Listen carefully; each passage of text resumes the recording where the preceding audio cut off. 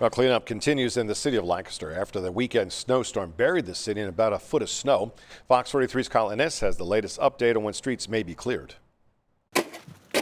Days after the snowstorm, cleanup efforts are still underway in Lancaster. Side streets that I've noticed have not been plowed well, and then also cars just dug in. With the snow emergency lasting through Tuesday night, residents like Andy were stuck without their cars for days. Andy and others in the neighborhood stepped in to help shovel sidewalks, dig out parking spots, and clear fire hydrants. I didn't get my car out until 11:30 last night.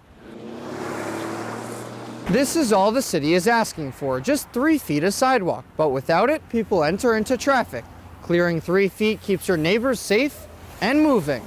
City officials say the cleanup is taking longer because of the bitter cold temperatures that make salt less effective. Road salt typically doesn't work too well under 15 to 20 degrees. We're not expecting these piles to melt anytime soon. Crews are shifting the focus from the larger roads to side streets and reminding people to follow street cleaning rules to get them back behind the wheel. Our resources have been mostly focused on the snow emergency routes, and we are now able to reallocate some of those resources into the neighborhoods and the smaller roads. City leaders say plows will remain out into early next week as crews continue pushing snow back and opening narrow streets. Kyle Ennis, Fox 43 News.